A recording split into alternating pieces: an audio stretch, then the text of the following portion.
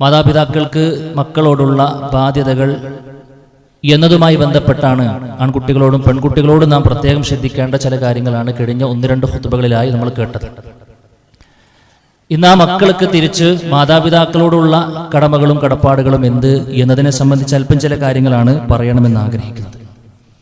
പ്രിയമുള്ളവരെ, നമ്മളൊക്കെ നമ്മുടെ ജീവിതത്തിൽ പല ആളുകളോടും പല കടമയും കടപ്പാടും വെച്ച് പുലർത്തുന്ന ആളുകളായിരിക്കും. എന്തിനാണ് നിനക്ക് അങ്ങനെ ഒരു അദ്ദേഹത്തോടൊരു കടപ്പാട് എന്ന് ചോദിക്കുകയാണ് എങ്കിൽ ഒരു പക്ഷേ നമുക്ക് കൊടുക്കാനുണ്ടാവുന്ന മറുപടി അവർ നമുക്ക് നൽകിയ സേവനങ്ങളോ അവർ നമുക്ക് വേണ്ടി അനുഭവിച്ച ത്യാഗങ്ങളോ ആയിരിക്കും. ഏതോ ഒരു ഘട്ടത്തിൽ അദ്ദേഹം എന്നെ കുടുങ്ങിയ സമയത്ത് സഹായിച്ച വ്യക്തിയാണ്, അതുകൊണ്ട് എൻ്റെ ജീവിതത്തിൽ ഞാൻ അദ്ദേഹത്തോട് അങ്ങേയറ്റം നന്ദിയുള്ളവനാകണം, അല്ലെങ്കിൽ മോശമല്ലേ എന്നൊക്കെയാണ് സാധാരണഗതിയിലുള്ള ആളുകൾ പറയാം. എന്നാൽ സഹോദരങ്ങളെ, അതിനേക്കാൾ ഏറെ എന്ന് പറഞ്ഞാൽ എണ്ണിത്തിട്ടപ്പെടുത്താൻ കഴിയാത്ത അത്രയും സേവനങ്ങളും ത്യാഗങ്ങളും നമുക്ക് വേണ്ടി അർപ്പിച്ചത് ശരിക്ക് നമ്മുടെ മാതാപിതാക്കളാണ്. ഒരു ആയുഷ്കാലം മുഴുവനും ഉപ്പയോടും ഉമ്മയോടും കൂറുള്ളവനാകാൻ, കടപ്പാട് കൊണ്ട് നടക്കാൻ ഒരുപാടൊന്നും നമ്മൾ ചിന്തിക്കേണ്ടതില്ല. ഉമ്മയും ഉപ്പയും നമുക്ക് വേണ്ടി സഹിച്ച 1-2 പ്രധാനപ്പെട്ട ചില കാര്യങ്ങൾ, വിശുദ്ധ ഖുർആൻ കോട്ട് ചെയ്ത ചില കാര്യങ്ങൾ നമ്മുടെ മനസ്സിലുണ്ടായാൽ മതി. ഒരു ഉമ്മയോട് എന്തിന് നമ്മൾ നമ്മുടെ ജീവിതത്തിലുടനീളം കടപ്പെട്ടവനാണ് എന്ന് പറയുന്നത് എന്തിന് എന്ന ചോദ്യത്തിന് റഹ്മാനായ റബ്ബ് വെക്കുന്ന മറുപടിയാണ് ഞാമുഖമായി കൊണ്ട് ഓതിവെച്ച ആയത്തിലുള്ളത്.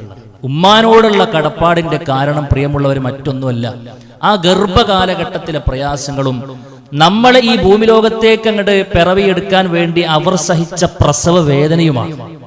അതുമാത്രം ശരിക്കൊന്ന് ശ്രദ്ധിച്ചു കഴിഞ്ഞാൽ ഉമ്മാനോടുള്ള കടപ്പാട് നമുക്ക് ബോധ്യപ്പെടും. റഹ്മാനായ റബ്ബ് പറയാണ്, അല്ലാഹു സുബ്ഹാനഹു വ തആല മനുഷ്യർക്ക് വസിയത്ത് നൽകുകയാണ്. റബ്ബ് നമുക്ക് നൽകുന്ന വസിയത്താണ് എന്ത്? വാപ്പാനോടും ഉമ്മാനോടും നല്ല നിലക്ക് ജീവിച്ച് മുന്നോട്ട് പോകണമെന്ന്. എന്താണ് അതിനുള്ള കാരണം? റഹ്മാനായ റബ്ബ് പറഞ്ഞു, ഹമലതുഹു ഉമ്മുഹു കുർഹ വവളഅതുഹു കുർഹ. ഇതിനാണ് അതിനുള്ള കാരണം. എന്താ കാരണം? അവന് അവന്റെ ഉമ്മ ഗർഭം ധരിച്ചത് അങ്ങേയറ്റത്തെ പ്രയാസം കൊണ്ടാണ്. മറ്റൊരിടത്ത് റബ്ബ് പറയുന്നുണ്ട്, വഹ്നൻ അലാ വഹ്നിൻ, പ്രയാസത്തിന്മേൽ പ്രയാസം എന്നാണ്. തീർന്നോ? ഒരിക്കലുമില്ല. വവളഅതുഹു കുർഹ, ആ പ്രസവിക്കുന്ന രംഗവും അന്ന് ആ സഹോദരി, ആ ഉമ്മ അനുഭവിച്ച ത്യാഗങ്ങളും വേദനകളും അതൊരിക്കലും നമുക്ക് തിട്ടപ്പെടുത്താൻ കഴിയാത്തതാണ്, വർണ്ണിക്കാൻ കഴിയാത്തതാണ്. അതുകൊണ്ടാണ് റഹ്മാനായ റബ്ബ് പറഞ്ഞത് മാതാപിതാക്കൾക്ക് നന്മ ചെയ്യണമെന്ന്. മഹാനായ ഇബ്നു ഉമർ റളിയല്ലാഹു അൻഹു ഹജ്ജിന്റെ ഒരു സമയത്ത് നിൽക്കുന്ന സമയത്തുണ്ട് ഒരു മനുഷ്യൻ ഒരു ഉമ്മയെ ചുമന്നുകൊണ്ട് ഹജ്ജിന് വരും. തവാഫൊക്കെ ചെയ്ത് ഇബ്നു ഉമർ റളിയല്ലാഹുവിന്റെ അരികിലേക്ക് വന്നിട്ട് ആ മനുഷ്യൻ ചോദിക്കുന്ന ഒരു ചോദ്യമുണ്ട്, ഇന്നഹ ഉമ്മി, ഇതെന്റെ ഉമ്മയാണ്.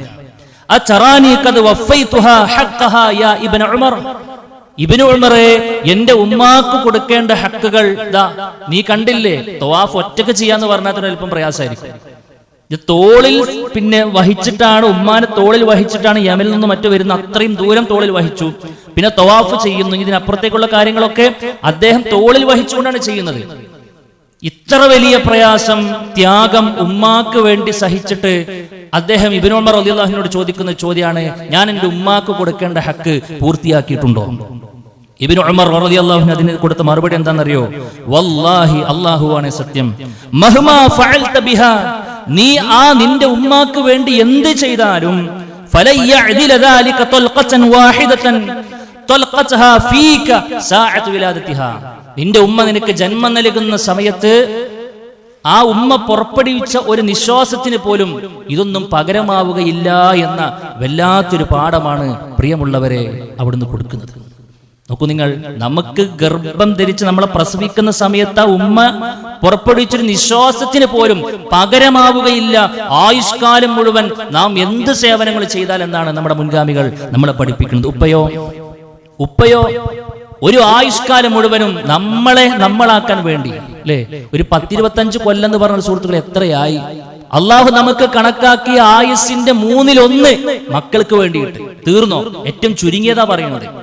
ഏതൊരാളും ഇപ്പോഴത്തെ കാലഘട്ടത്തിൽ മക്കളൊരു സ്വന്തം കാലിൽ നിൽക്കണം എന്നുണ്ടെങ്കിൽ 10-25 കൊല്ലം ആകണല്ലോ. ഇപ്പത് ഒരു 10-25 കൊല്ലം ആകണ്ടേ? ഒരു 1/4 നൂറ്റാണ്ട് വരെ. അതുവരെ പ്രിയമുള്ളവരെ നമ്മളെ ഇങ്ങനെയാക്കിയെടുക്കാൻ ആരാ പ്രയത്നിച്ചത്? നമ്മുടെ ഉപ്പയല്ലേ. എത്രയെത്ര ഉപ്പമാരാണ് സ്വന്തം ജീവിതം പോലും ബലിയർപ്പിച്ചു, സ്വന്തം ആഗ്രഹങ്ങൾ മാറ്റിവെച്ചു. സ്വന്തം ഇണയോട് കൂടെ കടക്കാൻ ആഗ്രഹമുണ്ട്, പക്ഷെ കുട്ടികളെ പോറ്റണ്ടേ, എന്നിട്ട് നാട് വിടുകയാണ്. പ്രവാസ ലോകത്തിലേക്ക് കയറി ചെന്നത് ഒരിക്കലും ആഗ്രഹിച്ചിട്ടല്ല, ഒരിക്കലും ആ നിലക്കുള്ള ഒരു സംഗതി ആഗ്രഹിച്ചത് കൊണ്ടല്ല, മറിച്ച് കുടുംബത്തിലെ പ്രാരാബ്ദം മാറ്റാൻ വേണ്ടിയിട്ടാണ്. അവസാനം ഒരുപാട് രോഗമൊക്കെ പേറിയിട്ടാണ് അവർ തിരിച്ചു വരുന്നത്. കുടുംബത്തിന്റെ രണ്ടറ്റം മുട്ടിക്കാൻ വേണ്ടി നമ്മൾ അങ്ങാടിയിലേക്ക് ഇറങ്ങുമ്പോൾ നമുക്ക് കാണാം, അവിടെ ചില ആളുകൾ വിയർച്ചൊലിച്ചു നിൽക്കുന്നു, ചില ആളുകൾ ഇങ്ങനെ വെയിലിനോട് പടവെട്ടിക്കൊണ്ടിരിക്കുന്നു. മഴയെന്ന വെയിലെന്ന വ്യത്യാസമില്ലാതെ ഒരു മനുഷ്യനിക്ക് താങ്ങാൻ കഴിയുന്നതിനപ്പുറത്തുള്ള വേദനകൾ ചില മനുഷ്യന്മാർ എടുത്തിട്ടുണ്ടെങ്കിൽ അത് അദ്ദേഹത്തിന് ഇത്തിരി പോകുന്നൊരു വയറ് നിറക്കാൻ വേണ്ടിയിട്ടല്ല പ്രിയമുള്ളവരെ, നമ്മളൊക്കെ ഈ നിലക്കാക്കിയെടുക്കാൻ വേണ്ടിയിട്ട് തന്നെയാണ്. അതുകൊണ്ട് ഉപ്പാനോടും നമുക്ക് വല്ലാത്ത കടപ്പാടുണ്ട്.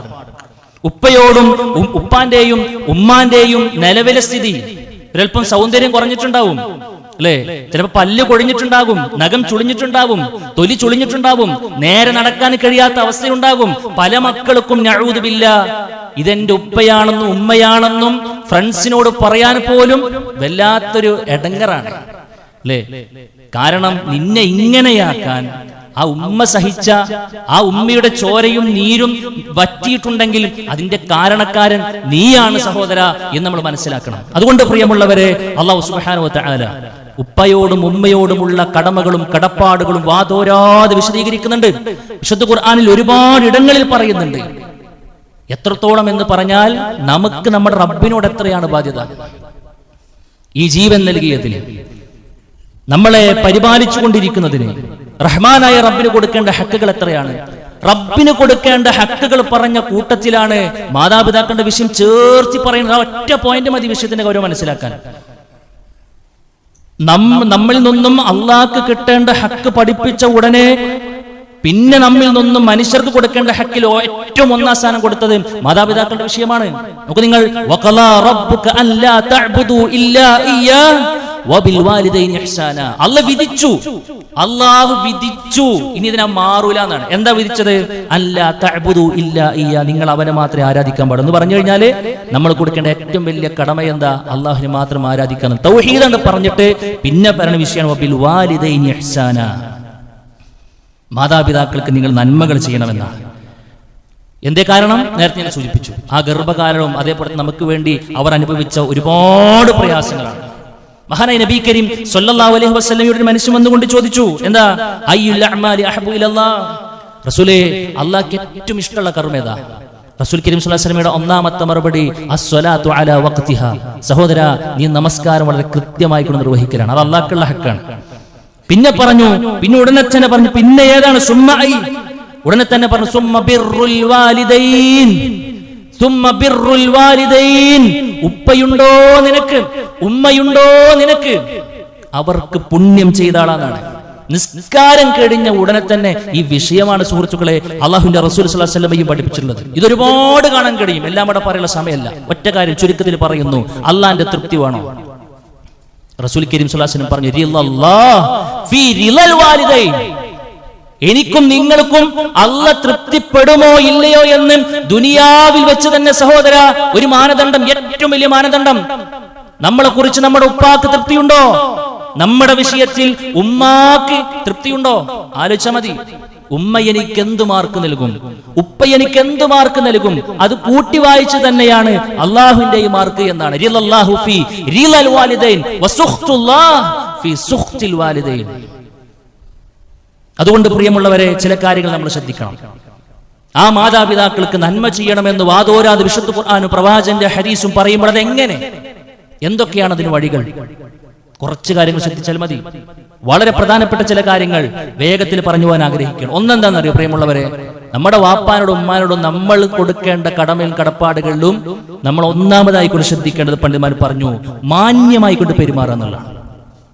മാന്യമായി കൊണ്ട് പെരുമാറാന്നുള്ളതാണ്. ആദരവോടുകൂടെ ബഹുമാനത്തോടുകൂടെ അവരുടെ മുമ്പിൽ നിൽക്കാൻ കഴിയണം. നമ്മുടെ മുൻഗാമികളൊക്കെ എത്ര ശ്രദ്ധിച്ചു. ഇബ്നു അബ്ബാസ് റളിയല്ലാഹു അൻഹു പറയുന്നുണ്ട്, ആ മാന്യതയുടെ അളവ് എന്താ? നല്ല ക്രൂരനായൊരു ഭരണാധികാരിയുടെ കീഴിൽ തെറ്റു ചെയ്തൊരു അടിമ നിൽക്കുമ്പോൾ എത്ര ഭവ്യതയോടുകൂടെ നിൽക്കും. ഒരു രാജാവിന്റെ കീഴിൽ ഒരു അടിമ നിൽക്കെന്ന് പറഞ്ഞാൽ തന്നെ ഒരു ബഹുമാനം വരാനുണ്ട്. ഇത് ക്രൂരനായ ഭരണാധികാരിയാണ്, അടിമയാണെങ്കിലും തെറ്റും ചെയ്തിട്ടുണ്ട്. അപ്പൊ എത്രത്തോളം ഭവ്യതയോടുകൂടെ നിൽക്കുമോ അത്രത്തോളം ഭവ്യതയോടുകൂടെ നിൽക്കാൻ കഴിയണമെന്നാണ്. ആലോചിക്കുങ്ങള്, കയർക്കാൻ പാടില്ല, ശബ്ദമുയർത്തരുത് എന്നാണ്. മുഖത്ത് ഒരു അസഹിഷ്ണുത പോലും പ്രകടിപ്പിക്കാതിരിക്കാൻ നമ്മൾ പ്രത്യേകം ശ്രദ്ധിക്കണമെന്നാണ്. മഹാനായ ഉർവത്ത് ബിൻ സുബൈർ റഹ്മത്തുള്ളാഹി അലൈഹി പറയാണ്, മാ ബർറ വാലിദൈഹി മൻ അഹദ്ദ അൻ-നദറ ഇലൈഹിമാ. ഒന്ന് ഉപ്പാനി ഉമ്മാനെ തുറിച്ചൊന്ന് നോക്കിയാൽ, അല്ലേ, ഒന്നും പറഞ്ഞിട്ടില്ല, അടിച്ചിട്ടില്ല, കയ്യോങ്ങിട്ടില്ല, ഒന്നും ചെയ്തിട്ടില്ല, പക്ഷെ തുറിച്ചൊന്ന് നോക്കിയാൽ അവൻ ആ ഉപ്പാക്കും ഉമ്മാക്കും പുണ്യം ചെയ്യാത്തവനാണെന്ന് അവർ വിലയിരുത്തി എന്നാണ്. അല്ലാഹു സുബ്ഹാനഹു വ തആല കൂടുതൽ എന്ന് പറയാ, ഏറ്റവും ലോ ലെവലിൽ പറയാ ചേ എന്ന് പോലും പറയുന്നതാണ്. എന്താ ചേ എന്ന് പറഞ്ഞാൽ ഒരു അനിഷ്ടകരത്തിന്റെ വാക്കാണ്. നമ്മൾ കൂടുതലൊന്നും പറഞ്ഞിട്ടില്ല. ചേ എന്ന് പോലും, ഇമ്മാ യബ്ലുഗന്ന ഇൻദകൽ കിബറ അഹദുഹുമാ ഔ കിലാഹുമാ ഫലാ തഖുൽ ലഹുമാ ഉഫിൻ. പ്രിയമുള്ളവരെ, ഇതിനെ വിശദീകരിക്കുമ്പോൾ അലി റളിയല്ലാഹു അൻഹു പറയുന്ന ഒരു വാക്കുണ്ട്, ലൗ അലിമല്ലാഹു ശൈഅൻ ഫിൽ ഉഖൂഖി അദ്നാ മിൻ ഉഫിൻ ലഹറമഹു. അല്ലാഹു സുബ്ഹാനഹു വ തആല ഉഫിൻ എന്നതിന്റെ താഴോട്ട് നിൽക്കുന്ന അതിനേക്കാൾ ലോ ലെവലിൽ എന്തെങ്കിലും ഒരു വാക്കുണ്ടെങ്കിൽ അത് ഈ രൂപത്തിൽ പിന്നെ മാതാപിതാക്കൾക്ക് വിഷമമുണ്ടാക്കുന്ന വാക്കാണെങ്കിൽ അതിനും കൂടി ഹറാമാക്കുമായിരുന്നു എന്നാണ്. നമ്മൾ പറയുന്ന വാക്കുണ്ടല്ലോ, അതുപോലും പറ്റൂല എന്ന് പറയും. അത് എപ്പോ പറ്റൂല എന്നാ പറയണത്? അത് ഏത് ഘട്ടത്തിലാ പറയണത്? മാതാവും പിതാവും വയസ്സായി വെളിവില്ലാതെ പലതും ചെയ്തു കൂട്ടുമ്പോൾ പോലും നിങ്ങൾ അവരോട് അങ്ങനെ പറയാൻ നിൽക്കരുതെന്ന് പറയുമ്പോൾ, പ്രിയമുള്ളവരെ, എത്ര വലിയ വിഷയമാണത്, എത്ര ഗൗരവത്തിലാണ് ആ കാര്യം നമ്മൾ എടുക്കേണ്ടത്. പിന്നെന്താ പറയണത്? പിന്നെന്താ നമ്മൾ വായ തുറക്കുന്നുണ്ടോ അവരോട് മാന്യതയോടുകൂടെ സംസാരിക്കണമെന്നാണ്. മാന്യമായ വാക്കുകൾ പറയണം. അത് പറയാൻ കഴിയില്ലേ, വായ അടക്കി നിൽക്കുന്നതായിരിക്കും നന്നാവുക. കാരണം നമ്മൾ ഉപയോഗിക്കുന്ന ഒരു വാക്കിന് പ്രഹരശേഷി കൂടും. ഒരു ആയുധം എടുത്ത് വെട്ടിയ മുറിവ് നിശ്ചിത കാലയളവിനുള്ളിൽ കൂടുമായിരിക്കും, അതില്ലാതാകുമായിരിക്കും. പക്ഷേ വാക്കുകൾ കൊണ്ട് വീണ മുറിവ് അത് പോകാൻ ഒരല്പം പ്രയാസമാണ്. അതുകൊണ്ട് പ്രിയമുള്ളവരെ, മാതാവിനോടും പിതാവിനോടും സംസാരിക്കുമ്പോൾ നല്ലോണം ശ്രദ്ധിക്കണം. രണ്ടാമത്തെ കാര്യം എന്താണെന്നറിയോ? ചെയ്ത സേവനങ്ങൾക്ക് നന്ദി കാണിക്കാൻ കഴിയണം. പ്രിയമുള്ളവരെ, ഉമ്മി വാപ്പി നമുക്ക് അനുഭവിച്ചതിന്റെ ലിസ്റ്റ് അവരുടെ കൈകളിൽ ഉണ്ടാവൂല, നമ്മളാണെന്ന് ശ്രദ്ധിച്ചതിനുണ്ടാവൂല. പക്ഷെ എന്താ അറിയോ, കുറച്ചൊക്കെ നമുക്ക് ഓർമ്മ വേണം. ഈ പ്രവാസികളായ ഉപ്പമാർക്കൊക്കെ ഇന്ന് അനുഭവിക്കുന്ന ഏറ്റവും വലിയ പ്രയാസം എന്താ വെച്ച് കഴിഞ്ഞാല്, നല്ലപ്പം കാലത്ത് ചോദിച്ചതും പറഞ്ഞതൊക്കെ എടുത്തു കൊടുക്കുന്ന സമയത്ത് ഭയങ്കര ബഹുമാനമായിരുന്നു, ഭയങ്കര ആദരവായിരുന്നു. ഇപ്പോ വരുമാനം നിലച്ചു, ആരോഗ്യസ്ഥിതി അവിടെ നിൽക്കാൻ സാധിക്കുന്നുമില്ല. തിരിച്ചു വന്നപ്പോൾ നല്ല പ്രയാസാണെന്നാണ്. പ്രിയമുള്ളവരെ, വന്ന വഴി നമ്മൾ മറക്കരുത്. ആരാ പറഞ്ഞറിയോ? അനിഷ്കുർലി, നിങ്ങൾ എനിക്ക് നന്ദി കാണിക്കണമെന്ന് റഹ്മാനായ റബ്ബ് പറഞ്ഞു. ഉടനെ തന്നെ പറഞ്ഞു, വലി വാലിദൈക, എനിക്ക് മാത്രല്ല നിന്റെ ഉപ്പാനോട് ഉമ്മാക്കും നീ നന്ദി കാണിക്കാൻ മറക്കരുത് എന്ന.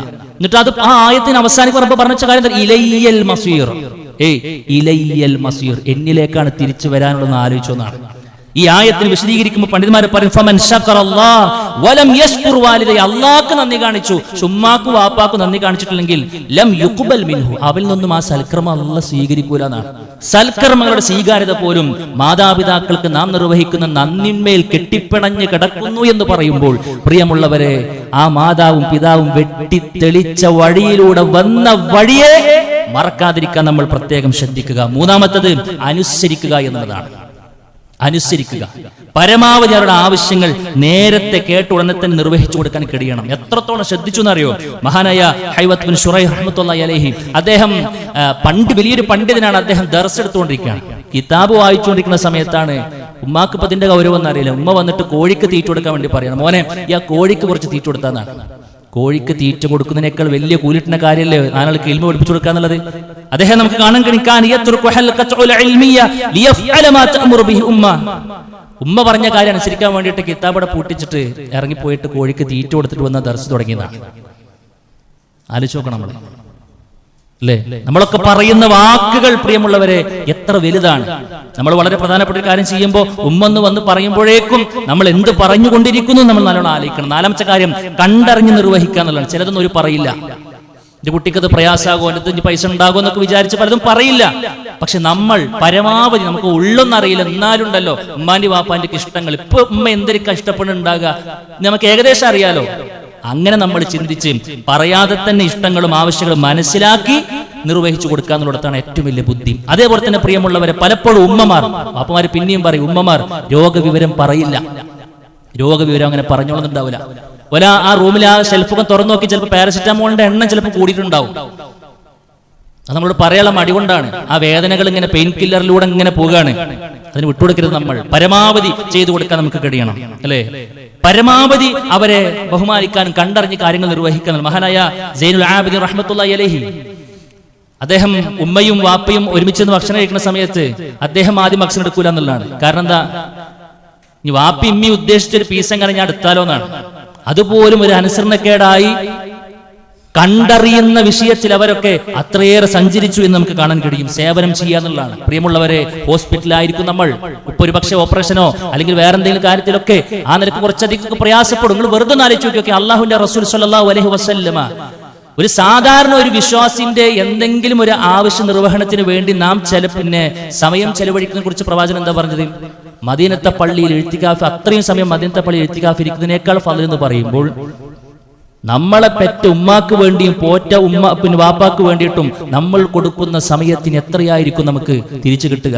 അതുകൊണ്ട് പ്രിയമുള്ളവരെ, സേവനം ചെയ്ത് മുന്നോട്ട് പോകാൻ നമുക്ക് ചിലപ്പോൾ ഒന്ന് ലീവ് എടുക്കേണ്ടി വരും, ശമ്പളം കുറച്ച് കുറഞ്ഞെന്ന് വരും, അന്നത്തെ കച്ചവടം നടന്നില്ല എന്ന് വരും. എന്നാൽ ബാക്കിയുള്ളവരെക്കാൾ നമ്മൾ അവിടെ ഉണ്ടാവുക എന്നുള്ളതാണ് വാപ്പാക്കും ഉമ്മാക്കും പ്രിയമെങ്കിൽ അത് നമ്മൾ കണ്ടറിഞ്ഞവർക്ക് ഖിദ്മത്ത് ചെയ്യാൻ നമുക്ക് കഴിയണം. മഹാനായ അബൂ ഹുറൈറ റളിയല്ലാഹു അൻഹു, ഹജ്ജിന്റെ എല്ലാവിധ ഫളലുകളും അദ്ദേഹത്തിന്റെ ഹദീസിൽ കാണാൻ കഴിയും.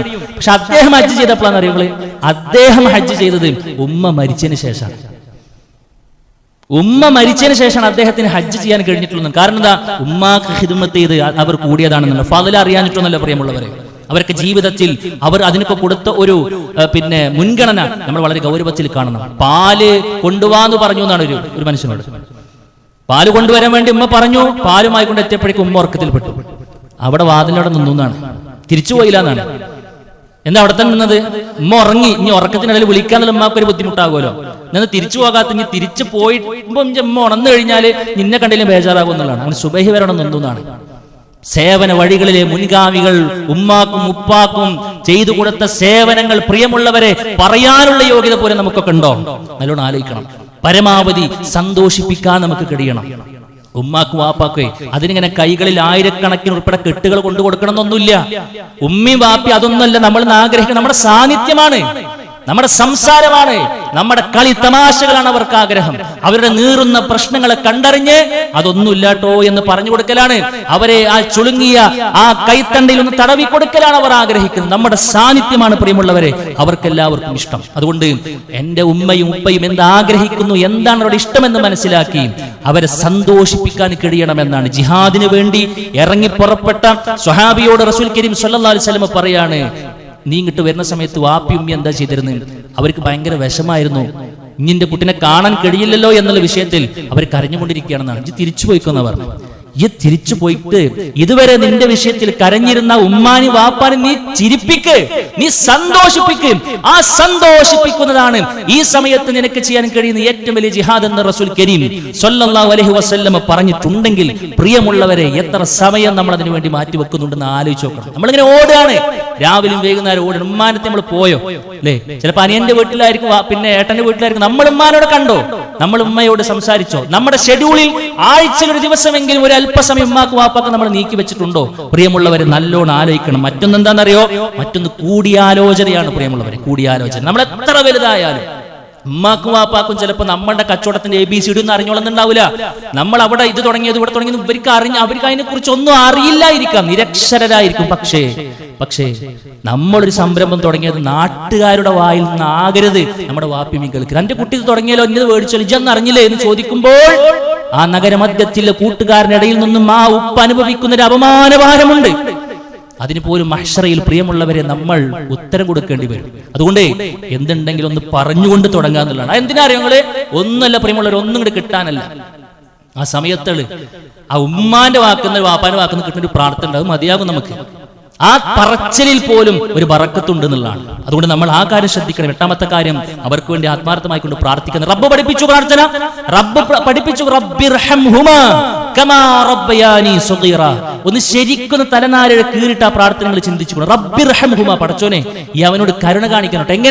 എങ്ങനെ? കമാ റബ്ബയാനി സഗീറ, ഞാൻ ചെറിയ കുട്ടിയാകുന്ന സമയത്ത് അവര് എന്നോട് വളരെ കരുണ കാണിച്ചുകൊണ്ടാണ് എന്നെ ഇങ്ങനെ കൊണ്ടു നടന്നത്. അതുപോലെ അല്ലെങ്കിൽ അതിനേക്കാൾ കാരുണ്യം എന്റെ ഉപ്പാനോടും ഉമ്മാനോടും ഈ കാണിക്കണേ എന്നുള്ളതാണ്. സുഹൃത്തുക്കളെ, ഒരു മകൻക്കും മകൾക്കും ഇതൊക്കെയാണ് ദുനിയാവിന്റെ മുകളിൽ ചെയ്യാൻ കഴിയുകയുള്ളൂ എന്ന് നമ്മൾ ആത്മാർത്ഥമായി കൊണ്ട് ആലോചിക്കണം. ചുരുക്കത്തിൽ നമ്മുടെ ഉപ്പയും ഉമ്മയും സ്വർഗത്തിന്റെ 2 വാതിലുകളാണ്. നമ്മുടെ മുൻഗാമികൾ അങ്ങനെയാണ് കണ്ടത്. മഹാനായ അയാസ് ബിൻ മുആവിയ റഹ്മത്തുള്ളാഹി അലൈഹിയുടെ ഉമ്മ മരിച്ചപ്പോ അദ്ദേഹം കരയാണ്, വാവിട്ട് കരയാണ്. ഫഖീല ലഹു മാ യുബ്കീക, അദ്ദേഹത്തോട് ചോദിച്ചു എന്നാണ്, ഉമ്മാന്റെ മരണത്തിന് ശേഷം നിങ്ങൾ എന്തിനാ ഇങ്ങനെ കരയണത്? അദ്ദേഹം പറഞ്ഞ മറുപടി എന്താണെന്ന് അറിയോ? കാന ലീ ബാബാനി മഫ്തുഹാനി ഇലൽ ജന്ന, എനിക്ക് സ്വർഗ്ഗത്തിലേക്ക് തുറന്നു വെക്കപ്പെട്ട 2 വാതിലുകൾ ഉണ്ടായിരുന്നു. വ ഉഗ്ലിക അഹദുഹുമാ, അതിലൊന്ന് ഇതോടുകൂടെ അടഞ്ഞു എന്നാണ്. നോക്കൂ നിങ്ങൾ, ഉമ്മാക്ക് സേവനം ചെയ്തതും ഉമ്മാക്ക് വേണ്ടി പൈസ ചെലവാക്കിയതും ഉമ്മാന്റെ ചികിത്സാർത്ഥം കടക്കാരനായതുമൊക്കെ സ്വർഗത്തിലേക്കുള്ള ഇൻവെസ്റ്റ്മെന്റ് ആയിക്കൊണ്ട് കരുതിയവർ, സ്വർഗത്തിലേക്കുള്ള നീക്കിരിപ്പായിക്കൊണ്ട് കണ്ടു അവർ. വിഷമിച്ചിരിക്കുന്ന ഉമ്മാനും വാപ്പാനും ഒന്ന് സന്തോഷിപ്പിച്ചത് സ്വർഗത്തിലേക്കുള്ള വിഭവങ്ങളായിക്കൊണ്ട് അവർ കണ്ടു അവർ. പ്രിയമുള്ളവരെ, നമുക്ക് തലവേദനയായി മാറിയിട്ടുണ്ടോ? ആത്മാർത്ഥമായി കൊണ്ട് ആലോചിക്കണം നമ്മുടെ പോക്ക് എങ്ങോട്ടാണെന്നുള്ളത്. അവർ മാതാവിനെയും പിതാവിനെയും ചേർത്ത് പിടിച്ച് സ്വർഗ വഴി വെട്ടിത്തെളിച്ചു മുന്നോട്ട് പോയവരാണെങ്കിൽ നമ്മുടെ ജീവിതത്തിൽ സംഭവിച്ചുകൊണ്ടിരിക്കുന്നത് എന്താണ് എന്ന് ആത്മാർത്ഥമായി കൊണ്ട് പറയുന്ന ഞാനും കേൾക്കുന്ന നാം ഓരോരുത്തരും ചിന്തിക്കണം. നമ്മൾ മാതാപിതാക്കളെ അകറ്റി അകറ്റി അകറ്റി നഊദു ബില്ലാഹ് നരകത്തിലേക്കുള്ള വഴിയിലൂടെയാണോ സഞ്ചാരമെന്ന് ആത്മാർത്ഥമായി കൊണ്ട് ചിന്തിക്കണം. പ്രിയമുള്ളവരെ, അവരുടെ കണ്ണടയുന്നത് വരെയൊക്കെ സമയമുള്ളൂ. കണ്ണടയുന്നതിന് മുൻപ് ചെയ്തു തീർക്കണം ഇതൊക്കെ. എല്ലാം കഴിഞ്ഞ് നമ്മുടെ വീട്ടിന്റെ മെത്തയിൽ ഇങ്ങനെ കിടക്കുന്ന സമയമുണ്ട്. 3 തുണ്ടം തുണിയിൽ പൊതിഞ്ഞ് ഉമ്മാനെ വാപ്പാനെ ഇങ്ങനെ ആ കോലായിൽ ഇങ്ങനെ കൊണ്ടുവന്ന് ഇങ്ങനെ കടത്തിയിട്ട് അവസാനത്തിന് നോക്കാൻ വേണ്ടിയിട്ട് ഇങ്ങനെ പൊതിച്ച് നോക്കുമ്പോൾ പ്രിയമുള്ളവരെ, വല്ലാത്തൊരു ഇടങ്ങറായിരിക്കും ആ സമയം. ചെയ്തു കൊടുത്തവർക്ക് പോലും ഇനിയും കുറച്ച് ചെയ്യാമായിരുന്നു എന്ന കുറ്റബോധമുണ്ടാകുന്ന, കുറ്റബോധത്താൽ അലതല്ലുന്ന ഒരു സമയത്ത് ഇതുവരെ ഒന്നും പരിഗണിക്കാതെ, ഇതുവരെ ഒന്നും തിരിഞ്ഞു നോക്കാതെ അവനവന്റെ സുഖവുമായി കൊണ്ട് ജീവിച്ചവർ അന്നത്തെ ദിവസം വിരൽ കടിച്ചു പോകും. പ്രിയമുള്ളവരെ, നാളെ പരലോകത്ത് അതിനേക്കാൾ വലിയ പ്രയാസത്തിലേക്ക് പോകും. ശ്രദ്ധിക്കുക. അല്ലാഹു സുബ്ഹാനഹു വ തആല തൗഫീഖ് നൽകി അനുഗ്രഹിക്കുമാറാകട്ടെ.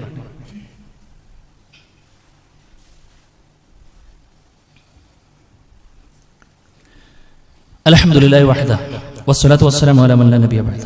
അല്ലാഹു സുബ്ഹാനഹു വ തആലയുടെ വിധികളും വിലക്കുകളും മാനിച്ചുകൊണ്ട് ജീവിക്കണമെന്ന് വീണ്ടും വീണ്ടും ഓർപ്പെടുത്താണ്. സുഹൃത്തുക്കളെ, മാതാപിതാക്കളോടുള്ള തീരാത്ത കടമകളും കടപ്പാടുകളും വിശദീകരിക്കുമ്പോൾ ഒരുപക്ഷെ ചിലർക്കെങ്കിലും ഒരു പ്രയാസം ഉണ്ടാവും. ഇതൊക്കെ അറിയാൻ കുറച്ച് വൈകിയല്ലോ, എൻ്റെ ഉപ്പയും ഉമ്മയും ഒക്കെ ബർസഖിലാണല്ലോ ഉള്ളത് എന്നൊക്കെ ചിന്തിക്കുന്നവരുണ്ടാവും. പ്രിയമുള്ളവരെ, തിരിച്ചു പിടിക്കാൻ ഇനിയും അവസരമുണ്ട്. ഒന്ന്, എന്തെങ്കിലുമൊക്കെ അബദ്ധങ്ങളും തെറ്റുകളൊക്കെ വന്നു പോയിട്ടുണ്ടെങ്കിൽ ആത്മാർത്ഥമായി കൊണ്ട് തൗബ ചെയ്യണം എന്നതാണ് ഒന്നാമത്തെ കാര്യം. 2, മരണാനന്തരവും നമ്മുടെ ഉപ്പയോടും ഉമ്മയോടും ചില കാര്യങ്ങളൊക്കെ നമുക്ക് ബാക്കി നിൽക്കുന്നു കടമകളായി എന്ന് റസൂൽ കരീം സ്വല്ലല്ലാഹു അലൈഹി വസല്ലം പറയുന്നുണ്ട്. അത് നമ്മൾ എല്ലാവരും ശ്രദ്ധിക്കണം. മാതാപിതാക്കൾ മരണപ്പെട്ടവർ മാത്രമല്ല, നമ്മൾ എല്ലാവരും പഠിച്ചു വെക്കേണ്ട കാര്യമാണ്. അല്ലാഹു റസൂലിനോട് ചോദിച്ചു, എന്ത്? അൻ ഹഖ്ഖിൽ വാലിദൈനി ബഅദ വഫാതിഹിമാ, പ്രവാചകരെ, എൻ്റെ ഉമ്മയും ഉപ്പയും മരണപ്പെട്ടാലും അവരോടുള്ള വല്ല കടമകളും ബാക്കി നിൽക്കുന്നുണ്ടോ എന്നാണ്. പ്രവാചകൻ 5 കാര്യങ്ങളാണ് പറഞ്ഞത്. 5 കടമകളുണ്ട് എന്ന്. 1, അസ്സലാത്തു അലൈഹിമ, അവർക്ക് വേണ്ടി മയ്യത്ത് നിസ്കരിക്കുക എന്നുള്ളതാണ്. പ്രിയമുള്ളവരെ, നമുക്കറിയോ ആ പ്രാർത്ഥന? മയ്യത്ത് നിസ്കാരത്തിന്റെ പ്രാർത്ഥന അക്ഷരം തെറ്റാതെ, ആശയം തെറ്റാതെ, നെഞ്ചത്ത് കൈവെക്കുമ്പോൾ പിടക്കാതെ പറയാൻ കഴിയുമെന്ന് എത്ര പേർക്ക് കഴിയും? ഇത്ര നല്ലൊരു ജീവിതം നമുക്ക് നൽകിയ ഉമ്മാക്കും വാപ്പാക്കും തിരിച്ചു കൊടുക്കാനുള്ള ആ വാചകങ്ങൾ പ്രിയമുള്ളവരെ മനസ്സിലേക്ക് ഇറക്കി വെച്ചിട്ടുണ്ടോ നമ്മൾ? ആത്മാർത്ഥമായി കൊണ്ട് ആലോചിക്കണം. ബാക്കിയുള്ളവർ ചൊല്ലുന്നതിനേക്കാൾ മൂർച്ചയുള്ള പ്രാർത്ഥന ഒരു മകന്റെയും മകളുടെയും വായിൽ നിന്ന് വരുമെന്ന് പറയുമ്പോൾ അത് കൊടുക്കാൻ നമുക്ക് കഴിയുമോ? അത് കൊടുക്കാനുള്ള സമയം നമ്മൾ കണ്ടെത്തിയിട്ടുണ്ടോ? ആത്മാർത്ഥമായി കൊണ്ട് ചിന്തിക്കണം. വസ്തിഗ്ഫാർ ലഹുമാ, 2ാമത്തെ ഹക്ക് അവർക്ക് വേണ്ടി മനമൊരുങ്ങിയ പാപമോചന പ്രാർത്ഥനകളാണ്. അത് നാട്ടുകാരെ ഏൽപ്പിച്ചിട്ട് കാര്യമില്ല. അത് ഓതാൻ പൈസ കൊടുത്ത് വേറെ ചില ആളുകളെ അവർ നോക്കിക്കോളെന്ന് പറഞ്ഞ് ഞാൻ എന്റെ ജീവിതത്തിലേക്ക് തിരിച്ചു പോകല്ല. പ്രാർത്ഥിക്കണം പ്രിയമുള്ളവരെ. റബ്ബിർഹമുഹുമാ കമാ റബ്ബയാനി സഗീറ എന്ന പ്രാർത്ഥന മരണപ്പെട്ട മാതാപിതാക്കൾക്ക് നിർവഹിക്കാനുള്ളതാണ്.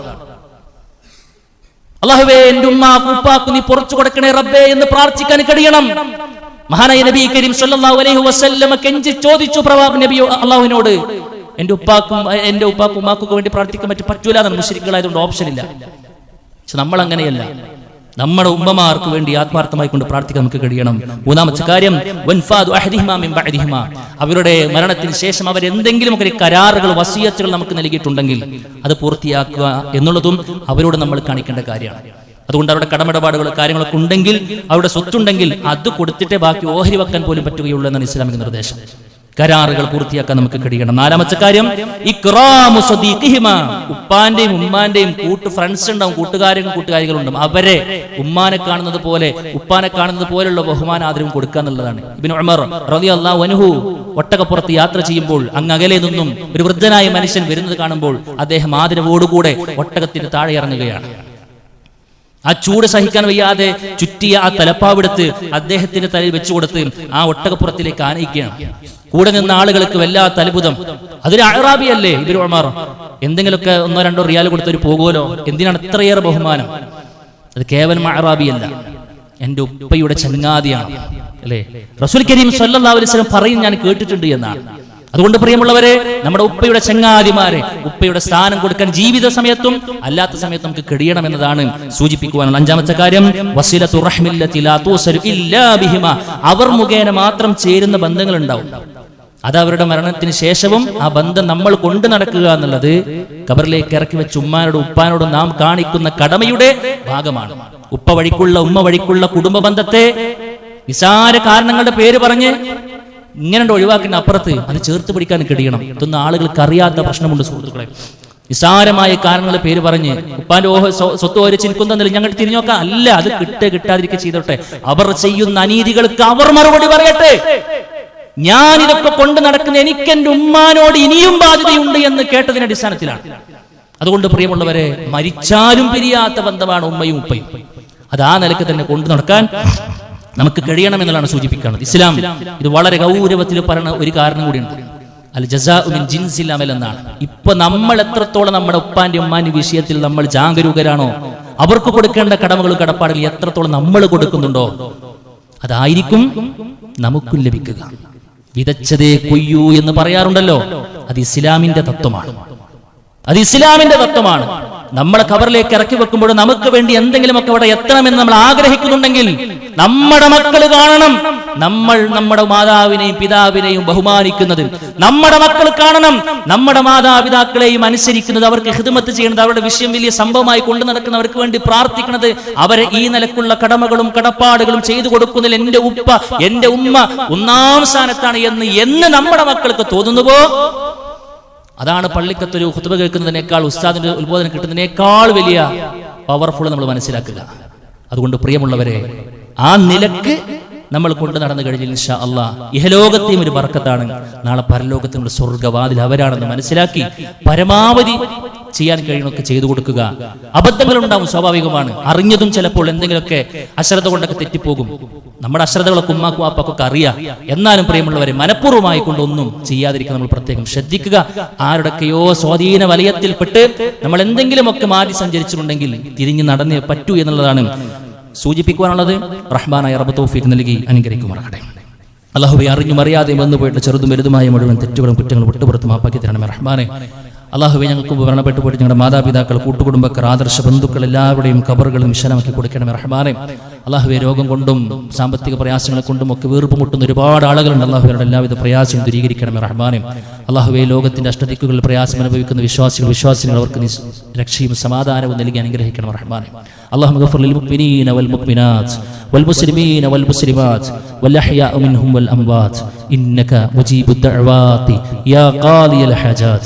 اللهم أجرنا من النار، اللهم أجرنا من النار، اللهم أجرنا من النار.